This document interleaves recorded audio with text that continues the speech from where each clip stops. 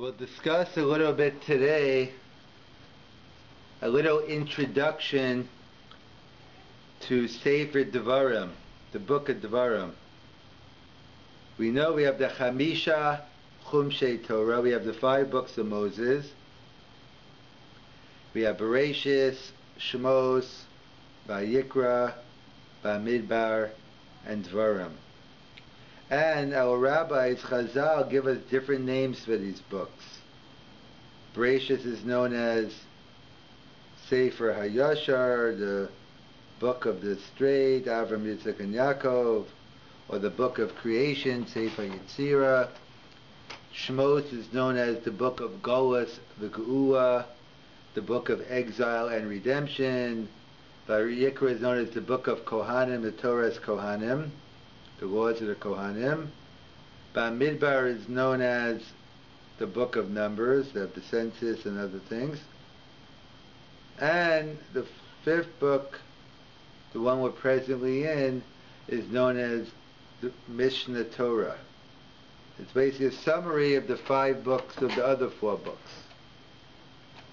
And the question is there a difference in terms of the status of the book of Devarim versus the other of the first 4 books? So it's interesting machloket in the Gemara regarding smuchim. Smuchim are that basically from the juxtaposition of being close to one another, we learn out different halachas. So when 2 psukim are next to one another, are we darshin and smuchim or not? So that's a dispute in the Gemara and the Talmud on whether we're darshin and smuchim or not. However, everybody agrees, Kuliyama agree when it comes to the book of Devarim, darshin and smuchim. We can learn out from the juxtaposition. So we see unique status of the book of Devarim. And what other examples do we find that we see that the book of Devarim might be different than the other books? So,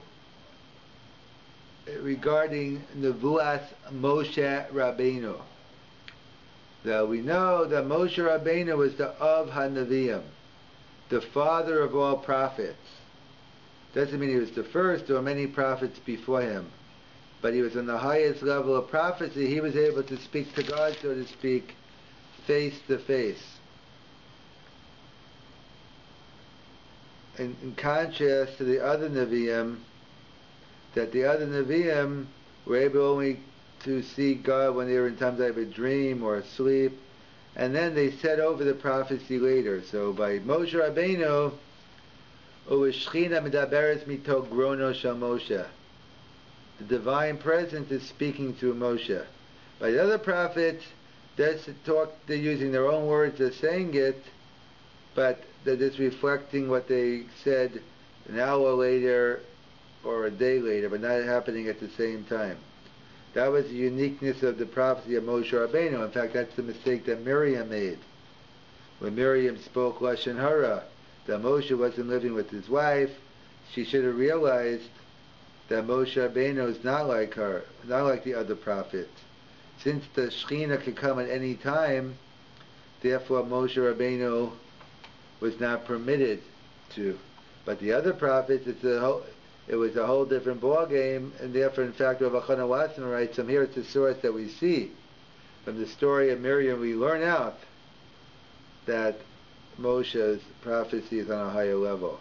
So Moshe spoke face to face. The other prophets just got the message and said it over. And that's Nevi'im and Ksuvim. There are differences between Nevi'im and Ksuvim, maybe for another time. So, what about the book of Devarim? So it's an interesting Gemara in Megillah, Daf Lamed Aleph Amud Beis 31b.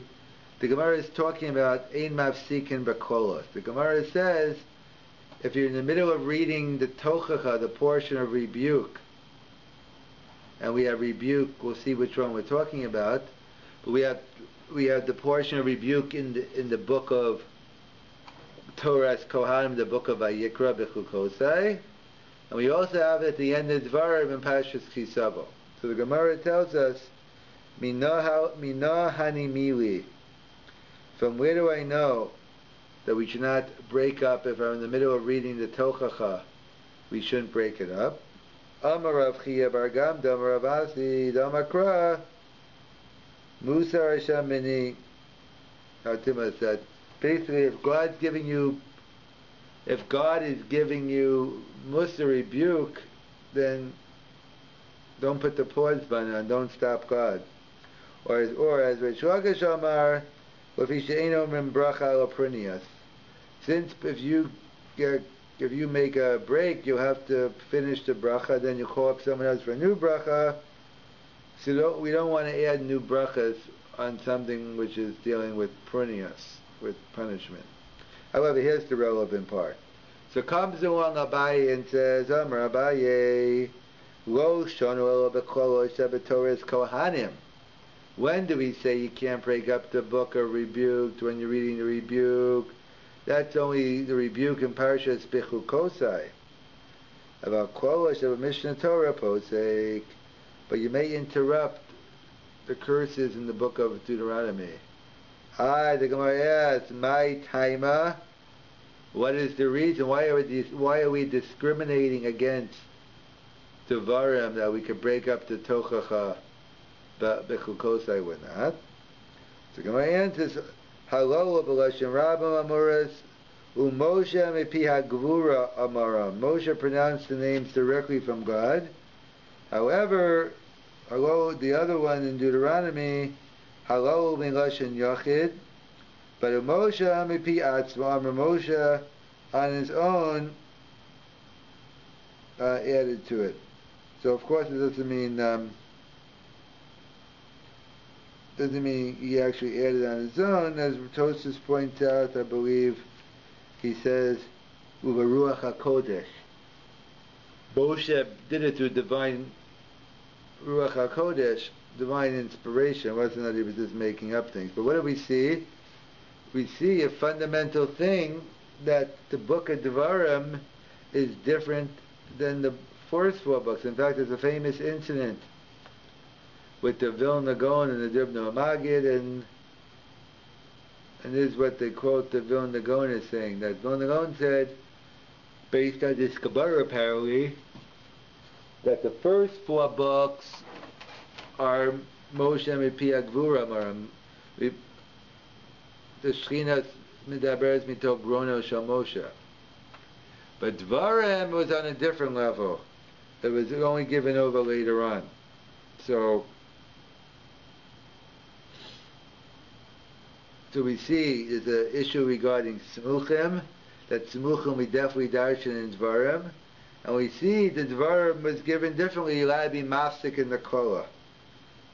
So what's unique about the book of Devarim? In fact, it's an interesting discussion, it's different, but reading based on the Gemara in Megillah we just read, it seems to be, if anything, it might be different, but it's on a lower level, because you could break up the Tochacha. However, regarding the Gemara, regarding Smuchim, it seems that Devarim's on you could argue either way, but the fact that you could darshin and Smuchim, that means it seems to be at least on the same, but on a higher level than the other four books. So what's the unique status of the book of Devarim? So, Rav Soloveitchik, among others, has a famous piece that basically Rav Soloveitchik wants to point out that Devarim basically is the Torah Shabbat Peh of the Torah Shabbat Ksav, the oral law of the written law. In other words, it's a bridge, it's a transformation from the Torah Shabbat Ksav to the Torah Shabbat Peh. Because Moshe Pi Amaram Amrum, Moshe himself said these words, as Tosfos pointed out, Baruch HaKodesh, but he said these words to show here's man's input, human input. The Torah Shabbat Peh is all about us and the lessons that we learned from it. And therefore that's what Rav Basics point out in this context, that Devarim is the beginning of the Torah Sheba'al Peh, because the human input, that all the other books are static, but Torah Sheba'al Peh is dynamic. And in fact, they bring different, some of the different achronim, bring different allusions to the connection between the Torah Shebeksav and the Torah Sheba'al Peh. They write 6 Svarim in the Torah begin with an Aleph. I believe they are Toldos, Pekude, Bechukosai, Maaseh, Devarim, and Nitzavim. And why is, they say, I think the Devarim, it says, Keneged Shisha Sidrei Mishnah. The 6 Alephs correspond to the 6 books of the Mishnah. And, as the Saftan Fazea points out, 4 out of the 6 books begin with the word Eila. And what is Eila Hadvarim? So Eila, Aleph is 1, Lamed is 30, numerical value, and Hey is 5. Eila, there's 36 things. How does Dvarim, what do you mean the 36 things? So we know there are 36 Masechtas in Torah Sheba'al Peh. Again, another allusion to the link between Torah Shebeksav and Torah Sheba'al Peh. And they also talk about 5 different Masechtas beginning with an Aleph. And that corresponds to the Chamishe Chumshei Torah. So we see a link between Torah Shebeksav and Torah Sheba'al Peh. We always see a link, but here Devarim seems to be the bridge. Of course, we still view it functionally as Torah Shebeksav, and it is, but it's the Torah Sheba'al Peh over Torah Shebeksav, and that's why when we go through the book of Devarim, we're going to mention, different things, different new things that come up, new mitzvahs that come up, because it's like, even though it's called Mishnah Torah and it seems to be a repeat, a summary, nevertheless we find many new mitzvahs in the book of Devarim we don't find in the rest of the Torah. And therefore they point out that this, as the Ramban points out, is an introduction, because Devarim is written for the door Hanichnas Eretz Yisrael, for the generations that's going to enter the land of Israel, not to exclude us, but to exclude the door Haholech Bamidbar, to exclude the door that traveled in the desert. Devarim, many different nationalistic mitzvahs and other things, when you take over Eretz Yisrael, as well as applying for all time. So we'll get into that in future classes. We'll go through some of the mitzvahs that are first mentioned in Devarim and not mentioned before. And then we'll ask the question, why are they first mentioned now? Why was it important to mention these mitzvahs beforehand? We started reading a couple weeks ago Sefer Devarim,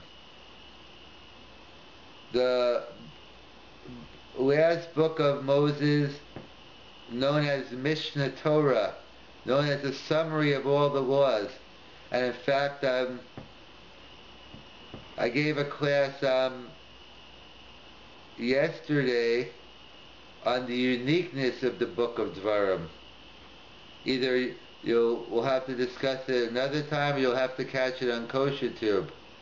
We spoke about last time the uniqueness of Sefer Devarim, how it's different than the first 4 books. In terms of, this, do a quick review, but I won't do justice. You'll have to listen to this year on your own. But a quick review is that there's this machloket in the Gemara about Darshina and Smuchim, whether you could learn out halachas and the fact when the Torah places 2 things right next to one another.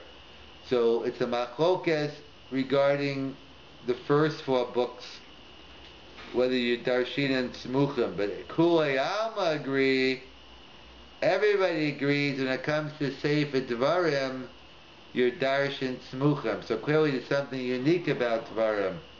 Or, as the Gemara, the famous Maisa with the Vilna Gaon and the Dumno Magid, that that the Vilna Gaon, the Dubno Maggid, asked, is Sefer Devarim different than the other books?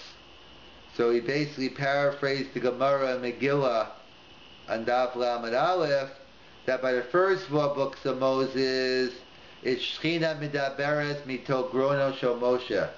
That basically it's directly, Moshe is opening his mouth and God speaking through Moshe. Nothing Moshe, he's just like a statue, he's a robot. However, in the 5th book, we'll see it was a little different. What was the context of the Gemara?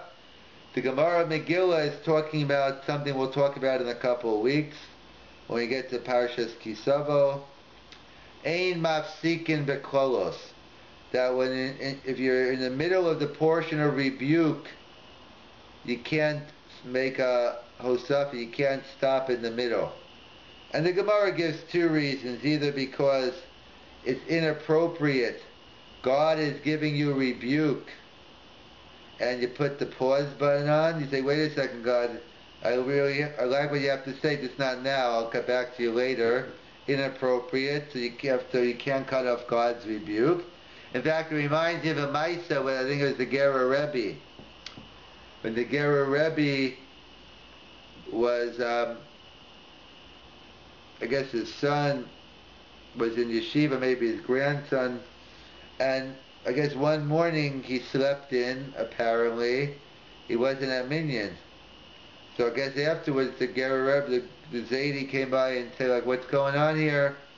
You know how important davening is, Tzila B'tzibor, the whole Musar Shmuz. He goes on for 10, 20 minutes, and then at the end, the grandson says, yeah, I daven by Sikin, don't worry, with the minyan. So the grandfather says again, why didn't you tell me that 20 minutes ago? I wanted to give you your muster for 20 minutes if I knew you already daven with the minyan by Sikin. He said, no, I wasn't going to. I wanted to hear the muster. The muster was great. And therefore, he wanted to hear the muster. It reminds him of the Maisa with Moshe, when we had a couple of weeks ago in Parashas Maseh, that when Bnei Reuben, Bnei Gad, they said they wanted to stay over Evar Yardin, so Moshe goes on and on about how could you, Eretz Yisrael, my whole life's dream, and then they said, no, we planned on coming in anyway, we plan on fighting, we just want, so I never understood why did they interrupt, why didn't they just tell Moshe right away, because we're getting Musa from Moshe Rabbeinu, you want to hear it. If you're getting Musa from the Gera Rebbe, you want to hear the Musa. So therefore, either way, the point being is that in both cases, they heard the Musa. So they point out that you don't want to interrupt God when He's giving Musa. You want to hear it. Okay, that's one reason. The second reason the Gemara gives is we don't want to add bracha on prinios. If we're talking about onish, punishment, we don't want to add a punishment. We don't want to add a blessing to those punishments. So if you stop someone, you're going to call up someone else, and you're going to put them another bracha on there. That's the Gemara. So then Abaye comes along and qualifies the Gemara. When do we say you can't break up the portion of rebuke? There are 2 portions of rebuke. One in the book of Vayikra, Torah's Kohanim, and one in the book of Deuteronomy, Devarim. And so the Gemara Abaye says, the book of Vayikra, which is given directly from God, that's when Ein Mafsikim V'Kolos. But Kisava, which is given in Deuteronomy and Devarim, that we can be mafsik, because that's Moshe Mipi Atzmo, Moshe on his own. So of course it doesn't mean Moshe on his own, as Tosfos points out, Ruach HaKodesh, but what it means is in contrast to the rest of the books, that it wasn't Shechina Midaberes Mito Grono Shel Moshe. So we see the Gemara makes a distinction already that Devarim is different than the first Devarim Mafsikim V'Kolos, because Moshe Rabbeinu did it, but the other ones are directly from God. So again, Devarim is different. It's on a higher level, a lower level, one can discuss, but it's definitely different than Devarim. So, and in fact, for neither the Vilna Gaon, the Gemara seems to be on a lower level of prophecy because Moshe was acting like the other prophets. He first heard it, then he said it over. But the other 4 books, it's Shchina Midaber Mitakrona Shamosha, yeah. Yes, just to get back to Ein Darshinin, the what's it called? Taibet the Kra, Yitzmuchim, yeah. Yes. You said you don't. You said, oh, you do. You darshan. By Devarim, everyone agrees you do. Oh, you do it. Okay. That seems to be a positive. That seems to be that where it's put makes a big difference. Okay. Firstly, yeah. Firstly, I'd like a bit of lumdus. Why does it apply to Devarim? What's the argumentation that applies to Devarim but not the other Sefarim? Secondly, another question: what about the other way you darshan, if or you paskin, if the languages are different, if the same words are used, even if things are far apart, you connect them. What is that called again? Use a similar word or language, and then you paskin from Gzeira Shava. Yeah, Gzeira Shava. Use Gzeira Shava also with Devarim. It would seem to, yeah. It is across Devarim and another book. Yeah, the Yud Gimel Midas seem to apply. That's the whole point I'm focusing here on. They're all equal, except the Gemara seems to single out Smuchim as an issue. Okay, is there any lumdus? Yeah, of course there will be, but when we get into Smuchim, my point is that this shows Devarim is different. Okay. I'm not going into Smuchim now, but I'm saying but that's an interesting discussion in its own right. But my point is, I'm saying what we see from Smuchim, we see Emasigam Makolas, that there seems to be a difference between the book of Devarim. So some point out, Rav Chaim Volozhin, based on the Ramban, and Rav Soloveitchik elaborates on this, that really Devarim is the highest level. As Rav Soloveitchik puts it, Devarim is the Torah Sheba'al Peh of the Torah Shebeksav. It's the oral law of the ring law. It's Moshe's input. Of the first 4 books is Shechina Midaber B'Tel Krono Shel Moshe. But Devarim is Moshe Rabbeinu is giving his part, obviously within limitations, not like the Gemara where it's but it's the bridge between the written law and the oral law. And that's why Sefer Devarim is on the highest level. And that's why perhaps we're definitely darshin on Tzmuchim, and Eimatzing of Akolos is something else. That's a din in the level of covet to God. But we see it because the difference between Torah Sheba'al Peh and Torah Shebeksav is very static. God says so, end of discussion. But Torah Sheba'al Peh, that's very dynamic. It's always you're taking the principles, applying it. And Moshe Rabbeinu already in the beginning of Devarim is teaching us, he's the bridge now of Torah Shebeksav and Torah Sheba'al Peh. That's what I discussed last time, the uniqueness of Sefer Devarim. Yeah, Jeff? May I just repeat some language, see if you like this, that I might have thought that the first 4 books were greater because it's just God, you see, and the first book, Moshe intervenes, so to say. But it's the other way around, because in the first 4 books, Moshe is just like a microphone or a loudspeaker, he's just, or a robot, whereas the first book, he's a human, he has free will, an agent with free will. Exactly, we see that's what Torah Sheba'al Peh is all about. It was given for Klal Yisrael, our input. God wants to see the Amelis and working on it. Yes. That's what the base, and you walk into a Beis HaMedrash that's very noisy. You hear it's called the Melchemto Shel Torah. Chavrusas are going back and forth. We see Beis Hillel, Beis Shammai, but that's the greatness of Sefer Devarim. That it's the Torah, it's the Torah Sheba'al Peh. So that will go into another time more. But I want to focus tonight more on a different part, which I said I discussed next time. On that last year was that Devarim is known as Mishnah Torah. It's basically a summary of the first 4 books of Moses. So I know some of you have TVs in your homes. You don't have to admit to it. But I know some of you have TV and you watch reruns. Be it Seinfeld, be it whatever you watch, I don't know. Only reruns of Kosher Tube. Kosher Tube. And last I checked, the reruns are the same as the first. When you go on Kosher Tube, whether you're clicking once, 20th, 50th time you're hearing it, it's a different Havana, don't get me wrong. You'll understand it much better the 50th time. But basically it's the same. You're watching a rerun, so Mishnah Torah is a summary So, what's interesting to note is we find many new mitzvahs in the book of Devarim we don't find in the other 4 books. So what is going on here? What kind of summary is it if you're giving me new things?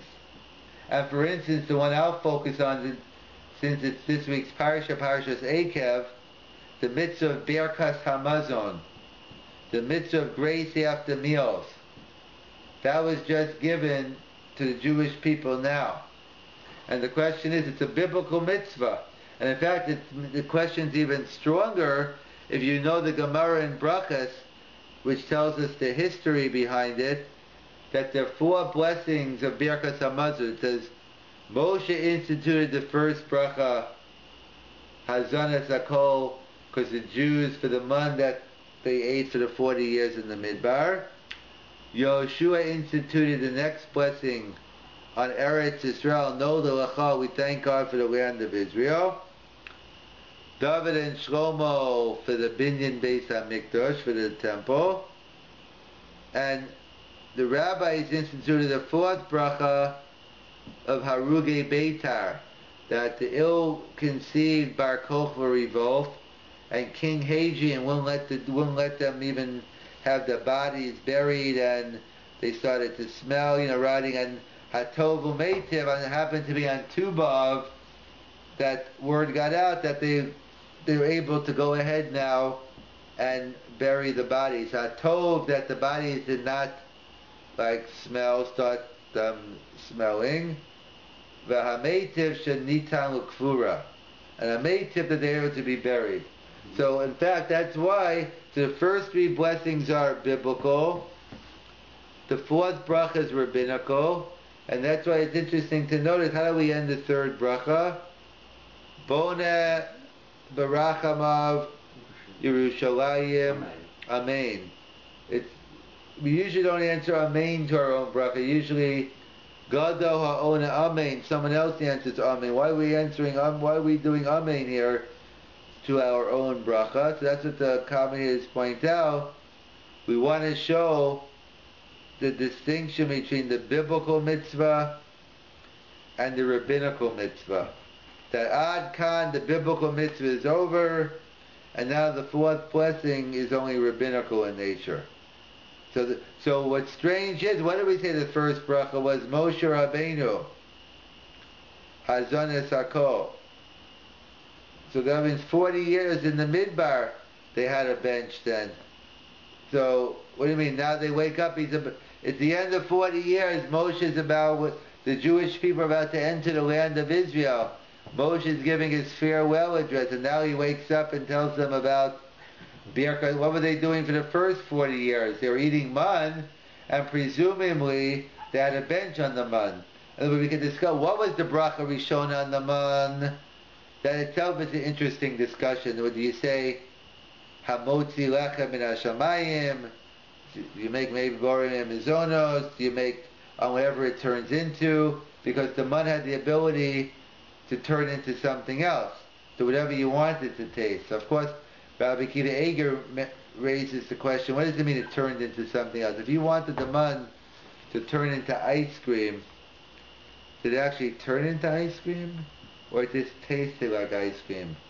Taimo umamasho, is it actually changed its character? Or it stayed the same way, a big nafkamina, in terms of what bracha, in fact something tastes like ice cream doesn't mean the bracha changes. Isn't the Gemara this? No, Rabbi Akiva Eger raises the question. I mean, the Gemara in Yuma touches on it, but Rabbi Akiva Eger elaborates on it. And that'd be a big shaila. Let's say you want to have rib steak, and then you want to have ice cream for dessert. So if it actually turns into meat and milk, then you can't do it. But if it's this time of a masho, then why not? Unless, of course, you're Dutch, you just wait the hour and go for it. But whatever the case may be, so that was the question on the bracha rishona. But the bracha achrona, pashta should make you bench, birkas hamazon, and therefore it's a whole discussion in the Yerushalmi whether hamotzi goes hand in hand with birkas hamazon. So, but the conclusion basically is that that you're always going to bench if you're going to have some form of pas, but doesn't mean the bracha rishona has to be hamotzi. Sometimes it can be a mizonos. Let's say, for instance, a person was eating pizza and he made a mizonos, and then he ended up eating a lot more than he planned. Again, some might say if you change it, maybe you should stop and wash. That's a separate. But pretty much assume you didn't. But you made the mizonos, but doesn't mean it goes by the whether you made mizonos hamotzi doesn't change the fact what you have to eat. A person can make hamotzi, but if you don't eat enough of it, you can't bench. And you can make a mizonos if you had enough of it. So that they don't necessarily go hand in hand. You could still make a mizonos and still have birkas hamazon. Yes, yeah, I've heard you saying that people say when they want to see how many have been. Yeah, the classic mistake people make. Did you have bread? Exactly. How many people wash? They ask. Obviously, what they mean is that you eat bread. Yes. Unfortunately, many people who eat bread who don't wash, and they don't even know what you're asking. They take the question literally. Did you? No, I don't wash. I never wash. But did I eat bread? Yeah, I ate bread. You have to know what to ask. People only answer the question that's directed at them. And then some. And so either way, so the question is, why was Birkas Hamazon introduced now? Presumably, apparently, the Jews should have been benching for 40 years in the Midbar. So why are we waking up now and instituting Birkas Hamazon? And why was it brought up in Devarim? It's Mishnah Torah. It should just be a summary of the previous 4 books. Yeah, Jeff? You have a question, or you're deep? I've got an answer, but not a good one. You say, We'll determine if it's good. You just give the answer. I mean, okay, a bad answer. The Torah. What's the saying? The Torah doesn't follow along history. The order in the Torah is not history. Ein mukdam v'muvchar b'Torah. So maybe the mitzvah was given earlier. But that's not answer the kasha. Right, because why? Earlier, why didn't say it? Exactly. Why is Mishnah, especially Mishnah Torah, is only a summary? Exactly. It's right. supposed to be a repetition. Right. Okay. You got it or not? And in fact, speaking of Mishnah Torah, what other book is known as the Mishnah Torah? Oh, the Rambam. Yeah. So the Rambam called his work the Mishnah Torah. Not everyone was happy with the title, because the Rambam writes. He says, all you need for Torah Shabbat Peh is take the 24 books and the Mishnah Torah. Some felt it was a little too haughty, and calling his Sefer the Mishnah Torah. Devarim is the Mishnah Torah. Hence, the minig in yeshivas is not to call it the Mishnah Torah. They call it the Yad HaChazaka, the 14 volumes, because they're not so happy with the name. Let's reserve Mishnah Torah for Devarim. But that being said, I'm sure the Rambam had a good reason for it. I'm not here to get into the psychology of the Rambam, why he named it that. Maybe I'm sure he had a good reason in his mind. Whether we thought, we could agree or disagree, but I'm sure that I don't think the Rambam did it to show off his Sefer. But either way. Yeah, go on. Who went to Shemayim and then he asked the Rambam certain kashas. Yeah, you heard about that one? Yeah, from you. Yeah. So right, so what Jeff is referring to, Brisker Rav Chaim, they lived by the Rambam. The whole life was taking Rambams and developing hours of discourse and just getting every word in the Rambam. The joke is, when the Rambam goes against the Gemara, so normally if the Rambam goes against the Gemara, it's a difficult Rambam. But if you're a brisker, it's a difficult Gemara, because how could the Gemara go with the Rambam's right? But you have to understand the Gemara.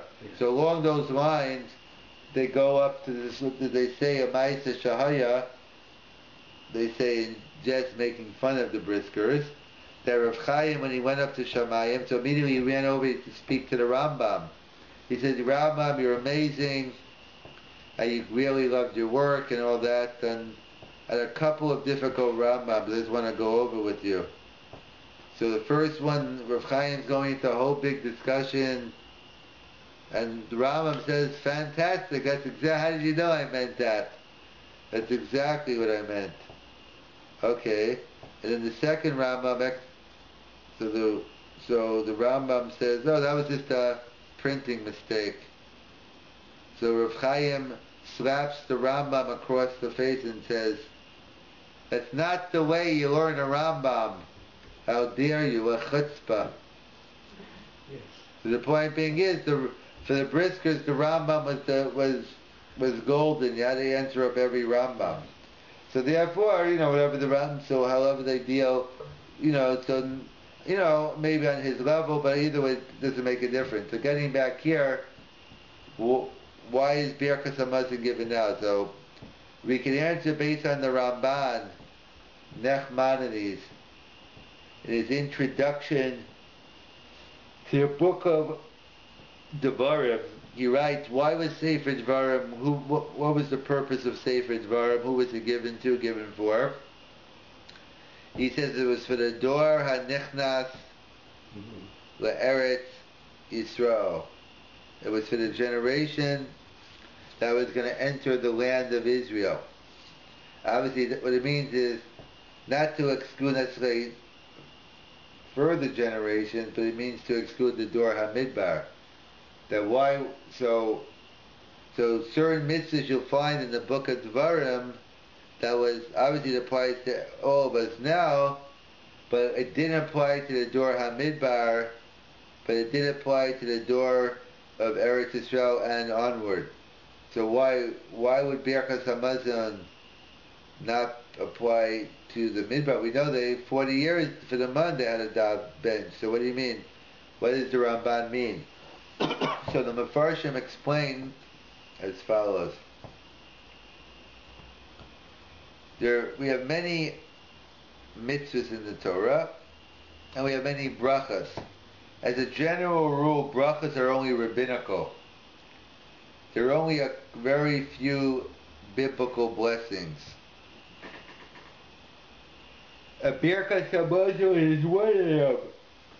Birkas Hamazon, at least the first three are biblical.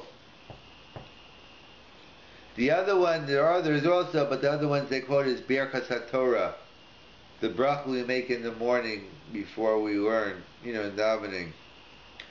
So the Meshach Chachmei asks, we know if there were hundreds of brachas, so I understand, some brachas you'll make in the beginning, some in the middle, some at the end. But if there are only two brachas here, biblical, Birkas HaTorah and Birkas Hamazon, couldn't they get their act together? I don't care in which direction, at least be consistent. Birkas HaTorah, you make the bracha before. Birkas Hamazon, you make the bracha after. Some consistency, please. Why are they all over the map here? So the Meshach Chachma gives a beautiful answer. He says, because as the Torah tells us in Parashas Eikev, Pen tishchak es Hashem Elokecha kol chiliyotzim yadi. When is the danger area of forgetting HaKadosh Baruch Hu, taking Him for granted? When a person's on an empty stomach and they're searching for the next piece of bread, they know they feel very needy and they recognize that you have to go for help. So as they say, there's no such thing as an atheist in the foxhole. When the bombs are coming down, everyone believes. When a person has no money, has no food, and you're looking for food, who's not a maimon? Why not? You have nothing to lose at that point. So it's natural. The human condition is to turn inward, to turn to God. In times of, that's why specifically we fast on a fast day. The ikar is the tshuva, but there's something about fasting that's supposed to bring it out in us. And therefore they point out that, so when it comes to Birkas Hamazon, what's the biblical mandate? V'achalta v'savata uveirachta. The biblical mandate is when you're full, when you're satisfied, that's when you have to bless God, because that's the danger area.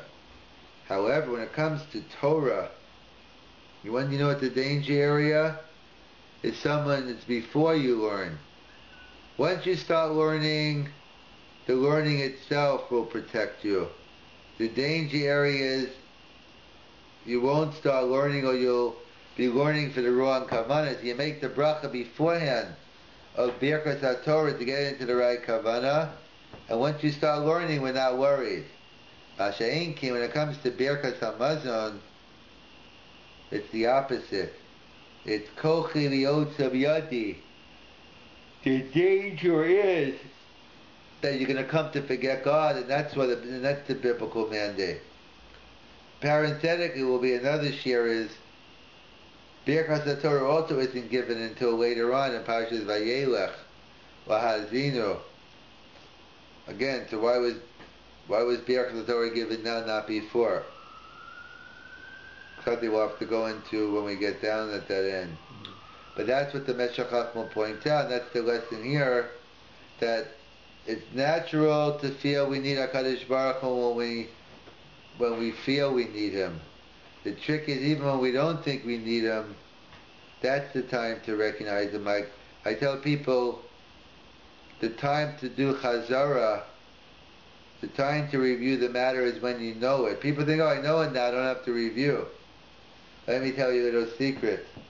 The time to review is when you know it, because if you don't Chazar, you're not going to know it, you're not going to remember it. Experience, is this? You bet. Okay. And then some. And that's the pshat in the Ramban. It's the Dor HaNichnas Eretz Yisrael, and therefore this is going to be a new generation. Up until now, it was the Dor HaMidbar. It was through Derech, Mimalo Derech HaTeva. And now we're going to start living Derech HaTeva. In fact, that's how I think the Netziv writes in the beginning of Vayikra about why is it called the census. Big deal. You have a lot of things. Like, why is it called numbers by Midbar?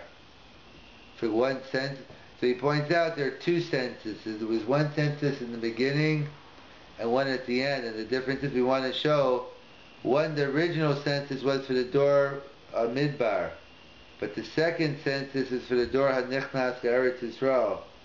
And therefore it might be a totally different Hanhaga there that we have to see. And that's what that's the Pshat, the Ramban, the Meshech Chochmah, that the Torah waited to give us the mitzvah of Birkas HaMazon now, and not in the previous one, because now's the time. Up until now, we saw, not that you can't forget, but you saw the divine presence, miracles upon miracles, the man, the Be'er Miriam, the man, the water, etc., and the miracles happen all day long. So one would think you won't need a special mandate, because you're surrounded by God's miracles all the time. And now that we're going to go back to more natural means, now's the biblical mandate, now's the time you need to remember HaKadosh Baruch Hu.